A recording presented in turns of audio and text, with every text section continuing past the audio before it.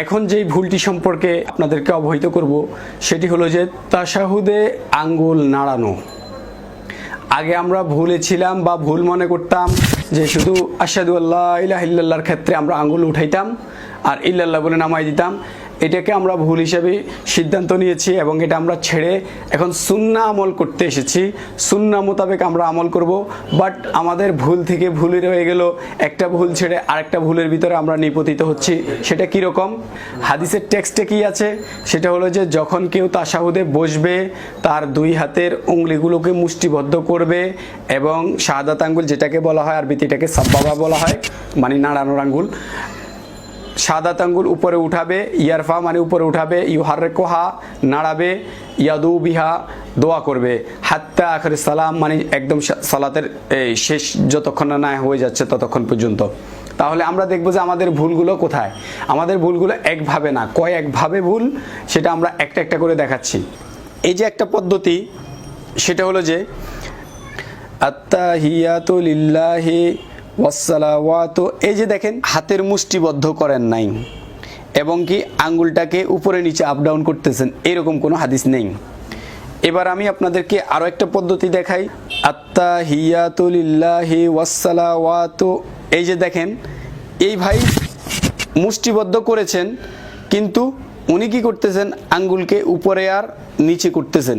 হাদিসে টেক্সটে ইয়ারফা মানে উঠানোর কথা আছে, ওয়াকাফ অথবা ইয়ানজেল এই শব্দটি নেই, মানে উঠানো নামানোর কথা নেই। হাদিসের টেক্সটে আছে হাতের আঙ্গুলগুলো মুষ্টিবদ্ধ করতেন, শাহাদাত আঙ্গুল অথবা সাব্বাবাকে উপরের দিকে উঠাইতেন, এরপরে নাড়াইতেন, এটার কথা বলা হয়েছে। এই পদ্ধতিটাকেও হাদিস সাপোর্ট করছে না। তৃতীয় আরেকটি পদ্ধতি ভুল, সেটি হলো যে আপনাদেরকে দেখাচ্ছি আত্তাহিয়াতু লিল্লাহি ওয়াসসালাওয়াতু।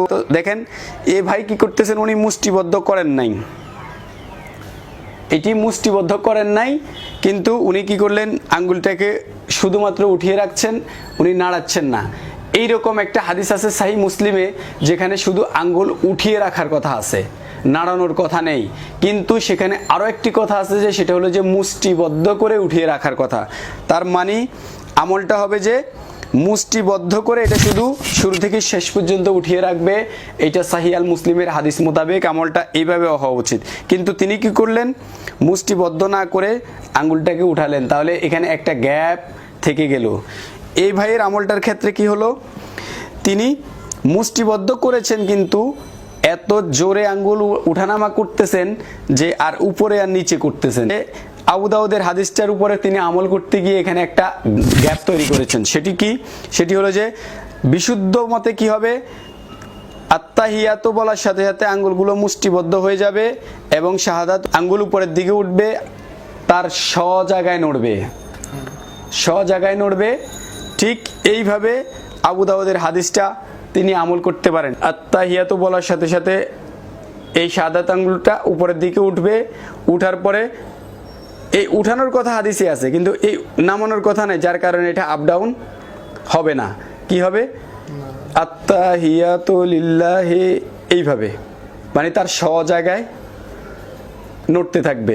এই একটা ভুল। তো আপনারা যদি হাদিসের টেক্সটগুলো মিলিয়ে যদি আমলগুলো করতে থাকেন তখন দেখবেন যে আপনাদের জন্য অনেক ইজি হয়ে যাচ্ছে। আপনারা হয়তোবা কোনো একজন আলেম অথবা শাইখের বক্তব্য শুনে আপনারা প্র্যাকটিসিং করেছেন কিন্তু হয়তোবা অত সেন্সিটিভলি আপনারা ফলো করেন নাই, যার কারণে আপনাদের মাঝে এই গ্যাপটা, অনেকেরই এই গ্যাপটা থেকে যায়। আশা করব ইনশাআল্লাহ আমরা আমাদের ভুলগুলোকে শুধরে নেব।